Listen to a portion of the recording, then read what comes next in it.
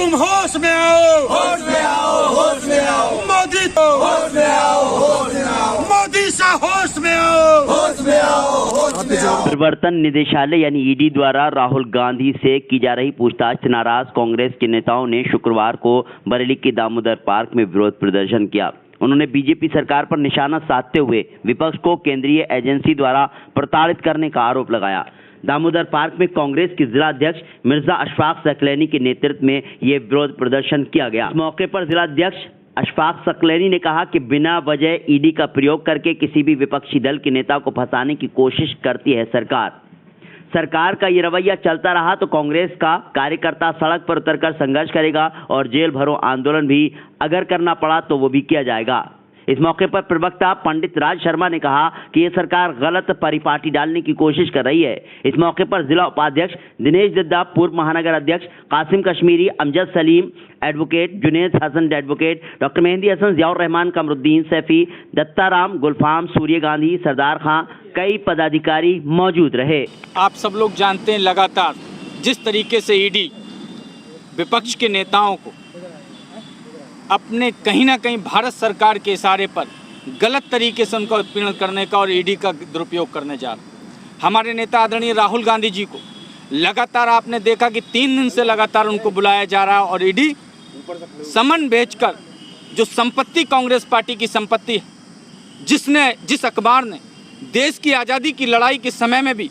विदेशों से लेकर और देश की लड़ाई लड़ने का काम किया, हमारे देश के तमाम जो आंदोलन थे उसकी आवाज़ बनने का काम किया और पंडित जवाहरलाल नेहरू जी की विरासत आपने देखा, उसकी संपत्ति के मालिक कांग्रेस पार्टी और उस पार्टी के नेता आदरणीय राहुल गांधी जी को जिस तरीके से ईडी उन्हीं की संपत्ति पर आरोप लगाकर उन्हीं की संपत्ति का आरोप लगाकर कहीं ना कहीं इस देश के अंदर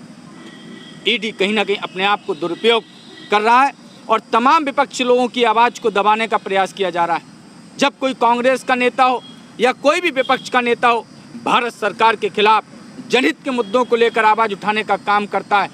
तो ये ईडी और सीबीआई का दुरुपयोग कर ये भारत की सरकार लोगों की आवाज़ को दबाने का प्रयास किया जाता है। कांग्रेस पार्टी का ऐलान, हमारे नेता आदरणीय राहुल गांधी जी सच्चाई की लड़ाई लड़ने वाले हैं, सच्चे नेता हैं इस देश के। मोदी जी को डर है उनकी बढ़ती लोकप्रियता से,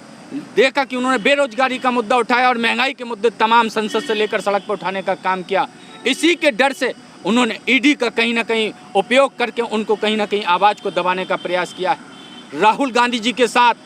हम डटे हैं, सच्चाई का सामना करेंगे और ना झुकेंगे, हमेशा आगे बढ़े हैं और आगे बढ़ेंगे और इस देश की आवाज़ बनेंगे। हम इस ईडी और सीबीआई से डरने वाले नहीं हैं। इसी को लेकर आज हम तमाम कांग्रेस के लोग अपने नेता राहुल गांधी जी के कंधे से कंधा मिलाकर खड़े हैं और उनकी सच्चाई का साथ देते हुए हम इसी तरीके से आंदोलन करते रहेंगे। कि ये जो भारत में जो सरकार चल रही है, जिसको सिर्फ 2 तथाकथित लोग चला रहे हैं, जिसमें एक तड़ी पार थे और एक चीफ मिनिस्टर रहे, ये दोनों चला रहे हैं, ये कौन सा पच्चीन डाल रहे हैं। आज से पहले कभी ये नहीं देखा जाता था कि कोई भी सरकार किसी पूर्व सरकार के संग ऐसा भद्र व्यवहार करती है और ये सरकार ईडी को आगे रख के एक ऐसे व्यक्ति को गलत फंसाना चाहती है जिसके पूर्वजों ने इस देश को आज़ादी करने के लिए अपने प्राणों की आहुति दी है। मैं आपके माध्यम से एक बात कहना चाहता हूं, आज भी सरकार को चेतावनी देता हूं कि सरकार अपनी इस हरदर्मी से बाज आए और सीबीआई और ईडी जैसे की गलत उपयोग करने से बाज आ जाए, वरना ये कांग्रेसी करता सड़कों में उतरेगा